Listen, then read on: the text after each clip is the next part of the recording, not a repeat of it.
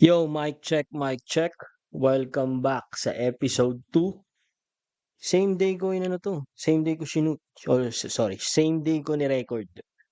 Alam mo 'yun, sobrang nag-e-enjoy talaga ako sa mga ganito, podcast. Alam mo 'yun, expressing your thoughts, nobody cares, who gives an F? Mga gano'ng klaseng feeling ba. Kaya ano, kaya ang daling ma-sustain yung mga podcast channel kasi nga ganito, you just have to express. Kaya 'yun. Actually, wala pa nga akong intro music. Gusto ko magkaroon ng intro music. Alam mo 'yun? Yung mga maangas na intro music kaso di ko alam, Naghahanap pa ako sa mga free website. Yun lang ang ma-afford natin. So ayun, kumusta yung episode 1? Sana nakinig kayo sa episode 1. Dami kong ano dun, parang ang dami ngang topic, kinompress sa isa lang. But kung kilala niyo si Tio Von, yun lang yung yung parang same niche na gusto ko di man kopyahin but imitate, parang gano'n. Kaya niya kasyahin yung mga topic sa isang video lang. But ayun na nga, ngayon parang mas gusto kong konti or baka isa lang yung pag-usapan natin for today. Pag-usapan natin yung mga kupal na boss. Baka ma-demonetize ako. Ay, hindi pa naman ako monetize but baka ma-ban or baka harangin na naman ng algorithm yung mga words na ginagamit ko, but ayun. Mga boss na talaga namang kung tawagin nila sadista. Share ko lang experience ko sa sa buong buhay ko hindi ko maalala kung meron talaga akong naging sadista na boss. Siguro masasabi kong kupal, gano'n. Nagkupal lang siya. Kasi eto, kahit papaano naiintindihan ko yung gano'n. Yung mga gano'ng klaseng type ng boss na nagkukupal kasi meron silang target, meron silang gusto mangyari. Kagaya ito nung experience ko nagtatrabaho pa ako before sa loob ng kitchen. Sobrang aso talaga nung boss ko na yun. Kahit naman banggitin ko lang makakilala dun, but pangalan nun is Charlie. Head chef yun dun sa pinagtatrabahuhan kong restaurant sa Pasay. Lupit nun. Talagang maraming tao niya yung galit sa kanya. Naalala ko nun, first job ko yun, sobrang immature ko pa nun. Dinadabugan ko siya, as in. Pag binabalikan ko nga yun, yung ala-ala ko na yun na pinagagawa ko sa kanya kapag hindi ko nagugustuhan yung pinapagawa niya sa'kin, ako nahihiya sa sarili ko. Like, ba't ako nag-behave ng gano'n? Ano ako nun, 21 years old ako nun. First job, talagang pagka-graduate ko nun, graduation, 3 araw lang ng pahinga, boom, start na. Start na ng trabaho. Excited ako nun kasi trabaho yun, work yun, Sa wakas magkakaroon na ako ng sarili kong pera pero grabe, sobrang liit ng sahod ko dun, as in. Talagang hindi, paano ba? Sabihin ko na nga in numbers. 5 6K per cut off, 6,000 pesos per cut off. So per month ang offer sa'kin dun 12K, agency yun. Yung mga panahon na yun baka sabihin niyo, malaki na yun." Gago hindi, ang liit nun. Lugi nun kapag agency ka tapos fresh grad ka, wala ka pang experience, yan yung mga yan yung mga inaabuso. Kasi gusto mong magkaroon ng experience, 'to magtrabaho ka, gan'to lang yung sahod mo boy. Gano'n kasadista yung mundo ng agency dito sa Pilipinas. Well, kahit saan naman. Sabi nga nila para magkaroon ka ng experience, kailangan tiisin mo muna. kung ano man yung trabahong puwedeng mabigay sa'yo. Gano'n talaga, eh, gano'n yung kalakaran, eh. Wala naman diyang ano, eh, wala naman diyang kahit naman ikaw yung business owner, eh, bakit mo ipagkakatiwala yung business mo sa noob or baguhan. Hindi porket talented ka sa school, hindi porket, bida-bida, bibo ka nung OJT ka, eh, magaling ka na kapag actual trabaho na, hindi. It's not all about skill, nandiyan din yung politics. Most of the time politics pa nga, eh. Yan yung hard truth na natutunan ko nung first trabaho ko talaga. Grabe yun, bangungot yun. Yung ano ko na yun, yung experience ko na yun sa trabaho. Pero pag-usapan muna natin yung boss ko nun, si Charlie. Ayun, um, dalawa yung shift dun, isang night shift, isang morning. Tama, graveyard, isang morning. May mga mid din pero walang boss dun. So sila, si Charlie tsaka James, pangalan ng dalawang boss ko dun. Si Charlie, siya yung kupal, si James, siya yung parang ano, mabait. Gwapings din yun. Disente tapos payat lang. Kamukha ni Sam YG, kung kilala niyo si Sam YG na parang may dating na Vic Soto din siya, kasi payat. Basta nakalimutan ko apelyido nun, eh. Pero lakas nung dating nung chef na yun. Like mga tawag dito, mga babae na chef dun, talagang crush na crush yun dun, eh. Chick boy din yun, eh, Chef James, naalala ko. Tas ayun na nga, si Chef Charlie, unang experience ko talaga sa kanya, binalagbag niya kaagad ako. Mga unang buwan ko dun, first month, hindi ko siya kilala, hindi morning shift kasi ako nun, eh. Hindi ko alam na may nag-e-exist na Charlie. Kasi buong 1 month ko, first job ko, isipin mo yun, parang bulag ka pa sa ibang aspeto ng trabaho, basta ganun yung pagkaka-recall ko. Biglang nagkaroon ng shifting. After 1 month, pang-umaga naman yung boss sa night shift, yung morning naman ilalagay sa night shift. Palit sila. So, di na. Culture shock ako dun kay Charlie. Grabe yun. Sabi niya sa akin, "Oh, ikaw ba yung bago?" Talagang naalala ko yun kasi parang feeling ko dinamdam ko yun. Feeling ko na-trauma ako nun. Ganun, eh, 'pag may traumatic experience ka, maalala at maalala mo talaga. Sabi, "Ikaw ba yung bago? Ba't hindi mo pa nahahakot 'to?" Kasi ano ako nun, eh, baguhan lang talaga nun. So, tagahakot ako ng mga stocks. Hindi porket graduate ka ng chef or ng culinary, magluluto ka kaagad diyan, hindi. Talagang ano ka, kung tagabalat ka ng sibuyas, magbalat ka ng sibuyas. Gano'n yung kultura nun, ewan ko lang ngayon, baka ngayon mas entitled na yung mga grumagraduate na mga bata. But kami nun, ganyan ka, receiver tawag sa'kin dun or receiving. Kasi kinukuha ko lang yung trabaho ko nun, mainly kunin yung stocks sa stock room. Kasi ano yun, eh, buong maghapon yun dumadating yung mga supplier. So, kailangan ko i-secure, kailangan ko i-deliver sa kitchen, kailangan ko rin kontrolin yung mga dinadala ko from stock room to doon sa galley or sa kitchen, kasi hindi puwedeng itambak ko lahat ng nire-receive na item dun, kasi mas malaki yung storage sa baba. So ayun, nasanay kasi ako nung 1 month ko pa lang. Kasi nga yung boss ko nga 'di ba mabait, una, si Chef James. Medyo maluwag sa'kin yun, eh. Parang trato sa'kin nun OJT. Tapos nung nandito na si Chef Charlie, na talaga. Sabi niya sa'kin,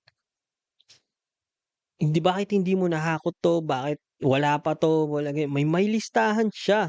Pagdating ko nun sakto pa, ta's ang duty ko nun, or 7 to 3, 7 ng umaga.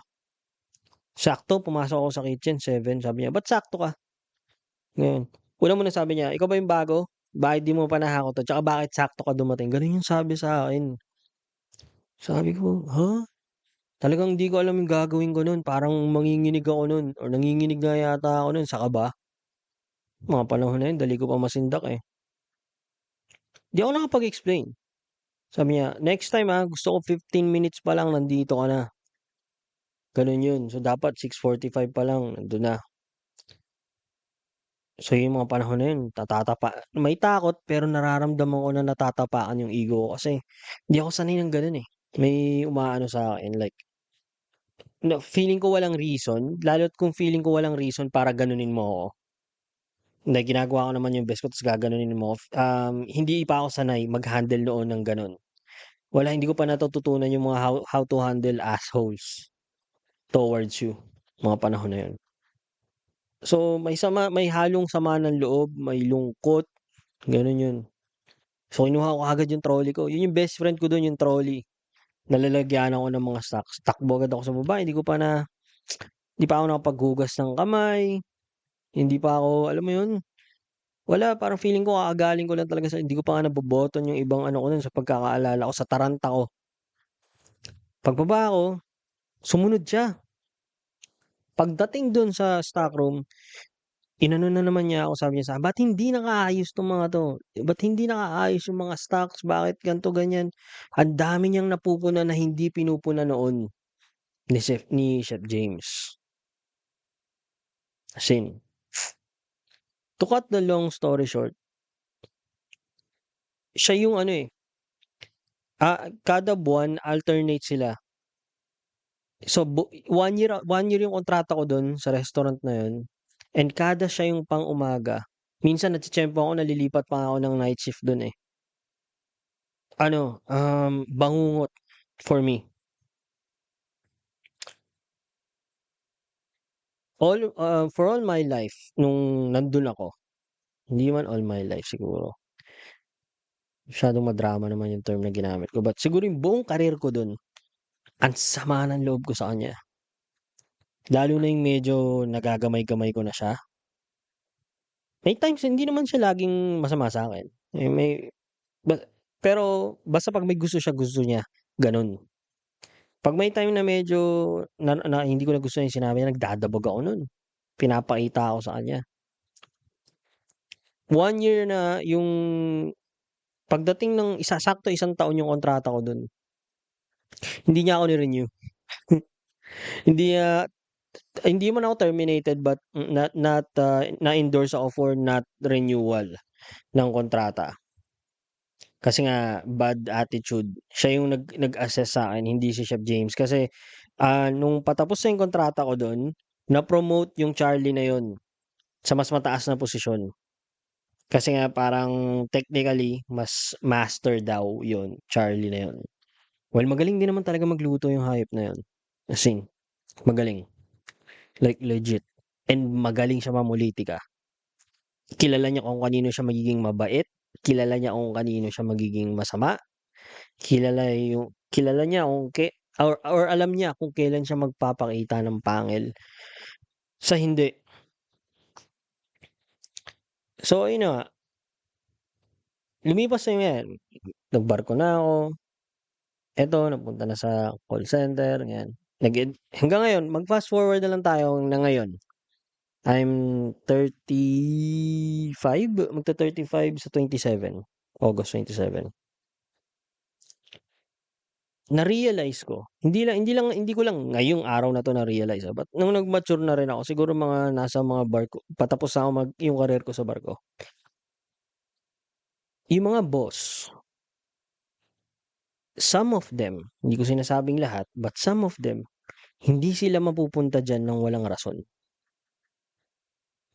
Some of them, example na lang natin si Charlie para mas madali tayong magkaintindihan. Hindi mapupunta si Charlie sa gano'ng kataas na posisyon kung skill lang yung meron siya. Hindi siya mapupunta dun kung hindi siya ano yun, si Charlie, alam ko yung kwento nun, hindi yung graduate ng high school. Laking probinsya yun, eh, hindi ko lang maalala pero hindi siya Bisaya alam ko, eh. Basta yun, laking probinsya yun, hindi siya graduate ng high school, dati lang siyang nagtatrabaho sa kitchen helper lang yata siya ta's na-promote na ng promote sa katagalan na ng panahon. Matanda na yun, yun nandun ngayon, hindi ko nga alam kung buhay pa yun, eh. So yun, Ang yung success niya, right now tinitignan ko na yun as success. Yung success niya na yun, it's a combination of skill and politics and manipulation for one goal, para mag-improve yung sarili niyang buhay. Kasi for sure malaki yung naging offer na dun, malaki na yung sahod niya, passionate siya sa ginagawa niya. Yun naman yung I can't deny. Passionate siya when it comes to cooking, hindi yung pumapayag ng ilalabas ligwak yung quality, hindi. Yun yung pagkakaalala ko sa kanya. So yun, ang pinaka-point ko lang dito is, yung mga ibang boss diyan, example na rin Steve Jobs, 'di ba? Mga documentary tungkol sa kanya. Sadista daw siya na bossing. Papa-overtime ng ano, basta magawa 'to, ma-achieve, alam mo yun? Yung mga tao na ina-admire natin na mga successful na mga boss, hindi yan ano, eh, hindi yan yung parang knight of shining armor. Hindi yan basta-basta gano'n. I believe na somewhere down the road nung habang tinatahak nila yung goal and yung success, hindi maiiwasan na meron silang matatapakan, hindi maiiwasan na meron silang yung masasagasaan. Gano'n talaga, eh, parang part na ng success yung gano'n. Alam mo yun? Wala lang, nahihiwagaan lang din ako sa gano'n. Akala ko para maging successful sa buhay, para maging ma-achieve mo yung gusto mo, kailangan mabait ka lagi sa kahit na sino, gano'n. Gano'n yung understanding ko nun. As in, napaka-noob, napaka-impokrito, gano'n yung understanding ko. But this time, if you really want to survive, kailangan talaga marunong kang mag-ano, kailangan marunong kang sumabay sa agos kumbaga, and maging ano ka, oportunista. Dapat maging gano'n.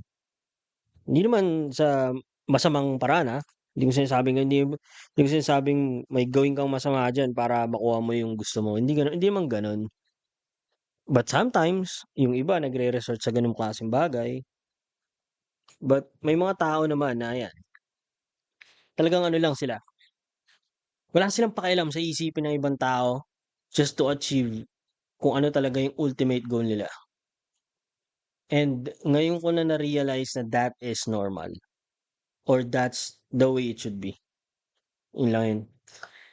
Yun yung yun yung pinaka-understanding ko na ngayon. That's how it should be. Kung gusto mo talaga maging successful as an individual, go for it. Buhay mo yan, eh. Hindi ka hindi puwedeng may isipin kang ibang tao lagi. Hindi dapat lagi na iko-consider mo yung ibang tao lalo't meron kang talagang goal na hindi maiiwasang masagasaan or matapakan yung ibang tao. Lalo't, unintentionally lang naman. Ayun,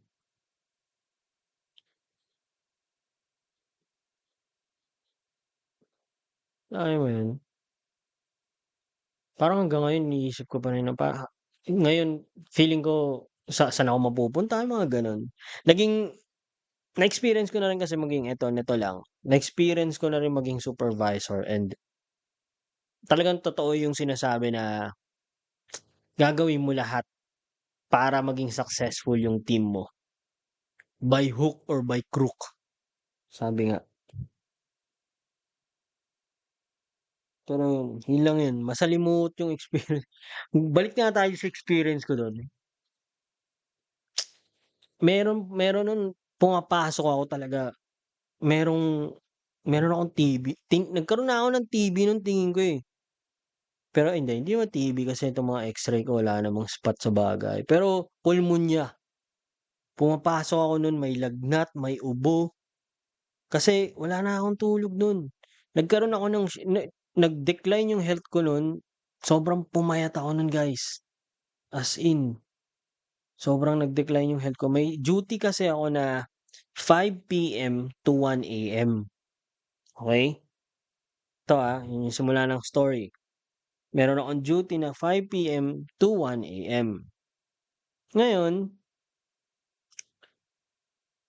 af after shift, eto yung problema kasi minsan, sa ibang trabaho. Yung trabahong pinapagawa sa'yo, okey? Yung trabahong pinapagawa sa'yo hindi kaya sa loob ng 8 oras lang. Yun yung mabigat dun. Nung mga panahon na yun siyempre hindi pa ako marunong tumanggi, hindi pa ako marunong pumalag.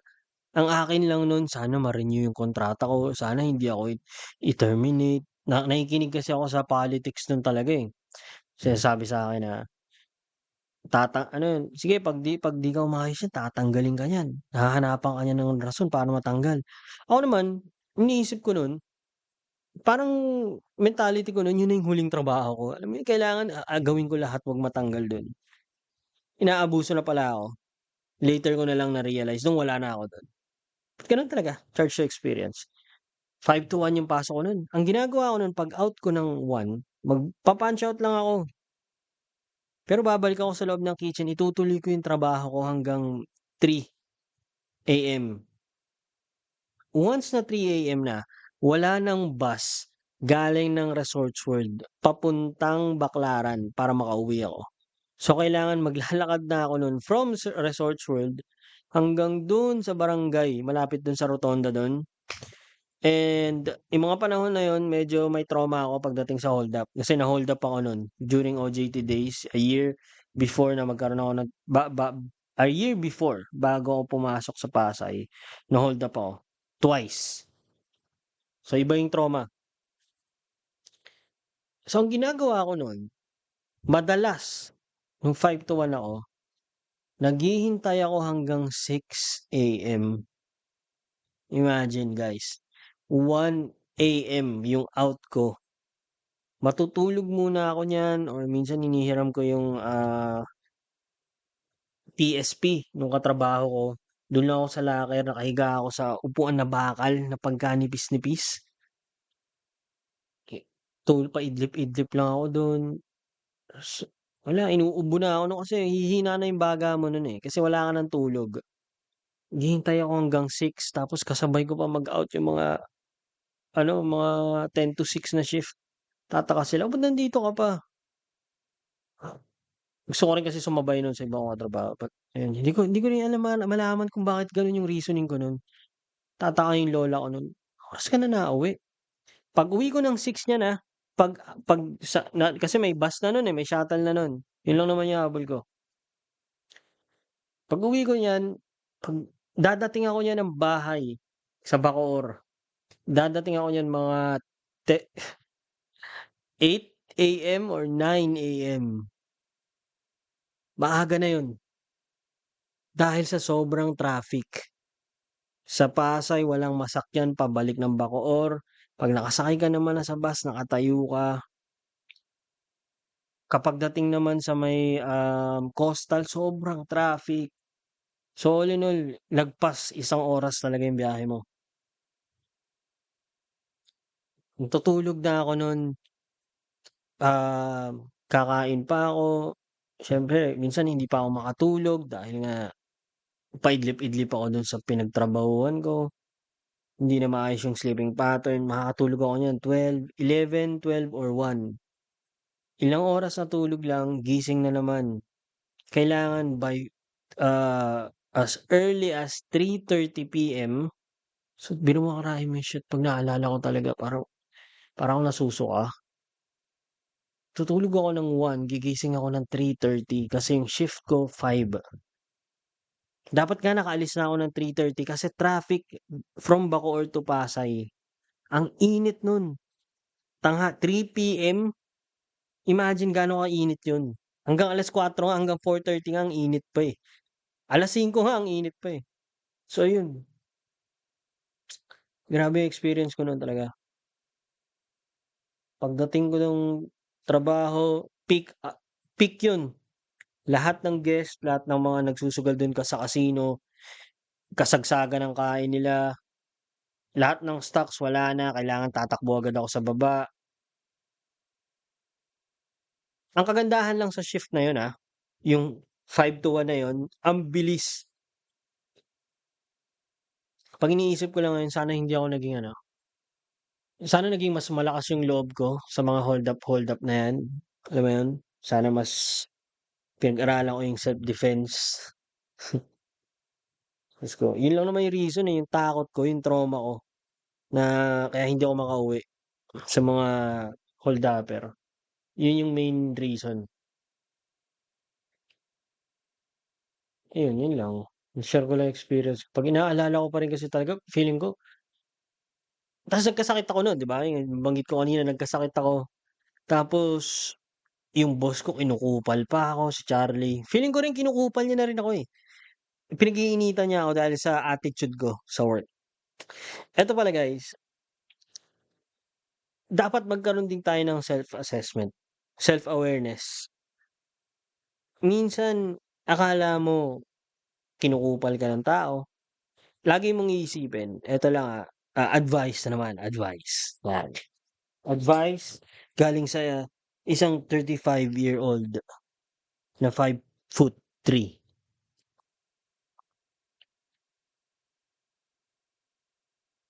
Matik na yan yung mga boss natin, mararamdaman mo yan kapag passionate sila, kapag may gusto silang ma-achieve, kapag ayaw nilang mapagalitan ng higher management.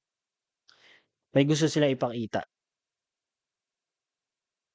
Kapag ikaw, yung ugali mo, lagi mong hindi mo kaya i-set aside yung ego mo, wala. Magka-clash at magka-clash kayo ng boss mo. So, kailangan maisip mo rin, sino ba talaga ang kupal? Ako o yung boss ko? Isipin yun. Akala niyo, akala niyo boss niyo lang yung kupal, hindi. Minsan nasa tao din yan. Minsan nasa rank and file lang din yan. Inaabuso ako ng boss ko. Gago hindi. Kaabu-abuso ka kasi. Kasi 'pag naalala ko nun talaga masyado akong nagpapadala sa ego, dadabog, gano'n ako nun, eh. Tapos hindi ako reasonable, mahilig, gusto ko i-sho-shortcut lagi yung mga bagay-bagay, na to the point na ang mahalaga mas matapos ako kaysa dun sa maging tama yung trabaho ko, gano'n. Gano'n ako nung mga panahon na yun. Kaya naiintindihan ko na rin, Charlie, kung nasaan ka man, Chef Charlie. Kung nasaan ka man naiintindihan kita kung bakit ka naging gano'n sa'kin, but na may mga nare-realize din ako ng mga time na parang naging sobrang kupal mo sa'kin. So, quits na siguro tayo. I mean, quits, hindi mo quits. Basta, ngayon mas naiintindihan na kita kung nasaan ka man. Kumusta na kaya kayo mo ngayon? Parang bigla ko tuloy na-miss yung mga tao dun. Kasi ibang tao dun mabait sa'kin, eh. Ano pa ba, ano pa ba? Ano pa ba yung mga dapat natin i-address sa mga kupal na boss? 'Yan, bago natin isipin na kupal yung boss natin, dapat tayo magkaroon talaga ng self-assessment. Tingnan muna natin maigi yung sarili natin kasi baka hindi naman talaga yung boss natin yung kupal. Ayun. So let's talk about ano, let's talk about PBA, yung mga naturalized players. Ano yung pi siguro comment down below kung ano sa tingin niyo, kung hanggang ngayon sa part na 'to nakikinig pa rin kayo, kung ano sa tingin niyo, kung ano yung opinyon niyo sa mga naturalized players na naglalaro sa FIBA. Kasi eto, eto, ang understanding ko kasi pagdating sa FIBA, sa Olympics, ano yan, Battle of Nations, tama ba? Battle of Nations. So, China, Chinese, Philippines, Filipino, India, Indians. Ang nangyayari kasi sa atin ngayon, Philippines, and then may mga subordinates na Pilipino pero main player nila, black. The fuck is that? So yun na nga, genetics, hindi natin kaya makipag-compete talaga kasi parang yun ang tingin ko kung ang idea dito is Battle of Nations, nations talaga yung lahi. Lap trip pag may ganun. Pero ang may nag-click din sa isip ko kagabi habang iniisip ko 'to. Yung individual na yun, kahit hindi siya Filipino, nag-decide siya maglaro and i-represent yung Philippines. Pero 'wag na tayong magpaka-impokrito dito na dahil mahal niya yung Pilipinas, kaya niya gusto maglaro under Philippine flag. Mga bugok, may pera na offer yun. Huwag kayong magpaka-impokrito diyan, pera-pera lang din yan. Pangalan nun, JB ba yun? Kaya naglaro kasi malaki yung offer sa kanya. And sorry to tell you this, but hindi talaga, hindi ubra ng siya lang. Grabe yung playing time. Grabe yung playing time niya kapagka pag pinapanood ko yung FIBA, grabe yung babad talaga kung sa babad eh. Tapos yung rotation, yung possession, alam na pag sinabing Philippine team, sa kanya siya yung black hole, siya yung gravity. Nandun yung gravity sa kanya. So kapag na-shot na siya, wala na. Wala nang panlaban yung Pilipinas. Puro salaksak. And alam mo naman, Pilipino maliliit tayo. Hindi mo lahat. Basta kung yung itatapat mo yung mga yung mga player natin dun, wala, kakainin sila sa loob. Wala tayong shooting sa labas. Yun lang yung yung nakikita kong pag-asa. Guys, hindi na natin made-deny na we love playing basketball. Kahit basketball is not for us. Hindi na natin made-deny yun. Hindi natin kaya itanggi na mamahalin natin yung basketball. Pero laruin natin sa mas matalinong paraan. Hindi ko sinasabing coach ako hindi ko sinasabing sports analyst ako, pero guys, nagba-basketball din naman ako. And kulang talaga ng tira sa labas yung mga Pinoy. Walang shooter na reliable. Yun yung kailangan natin. Kasi kapag na-injury yan si JB ba pangalan nun? Yung black na nila, na import nila, yung naturalized Kineme. Pag na-injury yun, kapag na-shutdown na siya, wala na. Kiambao, Diyos ko guys, hindi yun natural na laro ni Kiambao. Si Kiambao, mula bata hanggang paglaki niya, shooting forward to actually parang power forward to center yung laruan niyan. Ngayon, pilit na pilit. Parang siya ngayon point guard, shooting guard yung laro niya or shooting guard to forward, small forward yung laro niya. Shooting forward. Shooting forward, small forward. Small forward. Pilit na pilit. Kailangan niya i-drag yung katawan niya kasi buong kabataan niya or mostly ng youth niya, forward to center talaga laro nun ni KQ. Wala lang.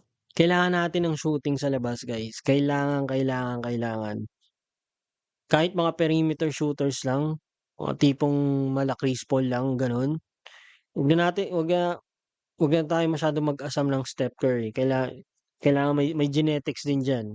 Kailangan ng matindi-tinding practice 'yan.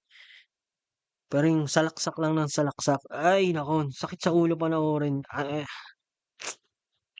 Hindi naman ako fan ng Philippine team pero siyempre ayaw mo rin sila ma-trash ng gano'n, eh. Alam mo 'yun? Isipin mo na lang, parang kapagka may laban yung Pilipinas, yung ibang bansa binubully talaga tayo, eh. matik yan, sure win yan pagdating sa Pilipinas. Wala, eh, yun talaga, eh. Statistically talaga yung, loss versus wins natin, yun na lang yung natitira kong talagang nakikitang strategy diyan. Hindi na yung technical na mga plays, matatalino rin naman ang kalaban. But to have a sharp shooter, kung kailangan magkaroon ng mala Steph Curry, well, kailangan talaga. Alam yun talaga.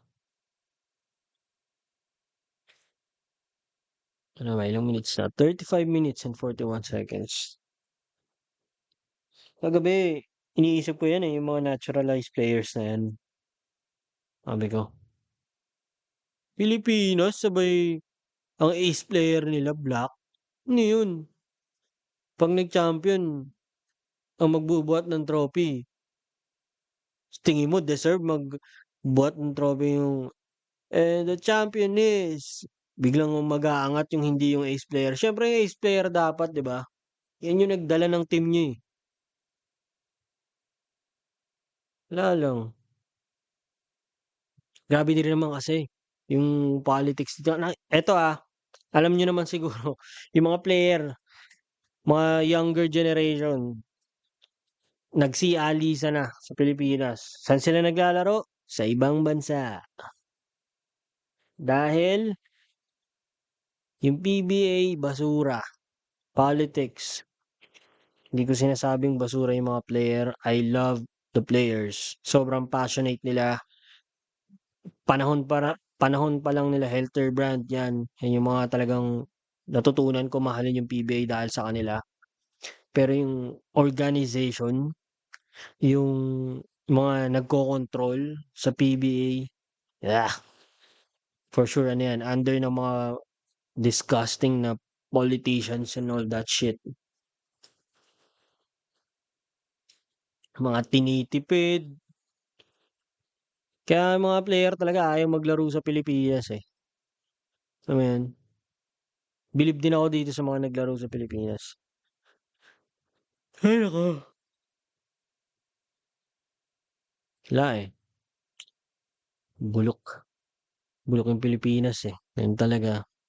Pa ba magagawa natin? Mapa-gobyerno, mapa-sports, wala. Kaya nga tamad bumoto, eh. Alam mo yun? Walang ano, walang sense. Walang sense talaga bumoto, guys. Sa totoo lang. Hard truth na yan. Boboto ka, may magbabago ba? Tingnan mo na rin kasi muna yung may experience mo sa sarili mo, eh. May magbabago, oo, somewhat, pero babaliktarin ka rin nila, eh. Alam mo yun? Noon bago hindi naman ako pro Duterte, pero noon tsaka hindi ayokong mag-usapang politics dito. But sige sabihin na natin ito. Noon, bago yung panahon na Duterte, ano yung hinihiling natin nun? Ang hinihiling natin nun, kahit ako, o at least sa maubos yung addict sa Pilipinas talaga. Ma-end yung war for drugs. Dumating si Duterte and siya yung knight of shining armor natin pagdating diyan. Talaga naman, 'di ba? Hindi niyo made-deny yun. Tapos ngayon, ginawa siyang kriminal dahil sa ginawa niya na yun. Ah, may ano dito, may bigger something na nangyayari dito, eh, na masyado ng delikado, alam mo yun? Masyado ng delikado pag-usapan, masyadong delikado banggain. Ang feeling ko makakapag-expose sa'tin diyan, yung talagang malalim na investigation or investigator na siguro nakabase sa ibang bansa. Yun talagang aaralin yung government ng Pilipinas, kung what's going on. Bakit gan'to? Yun yung tingin kong solusyon. Kasi kung simpleng ano ka lang diyan, mga reporter, mga pulis, wala pag-iinitan ka lang, eh. Ay naku,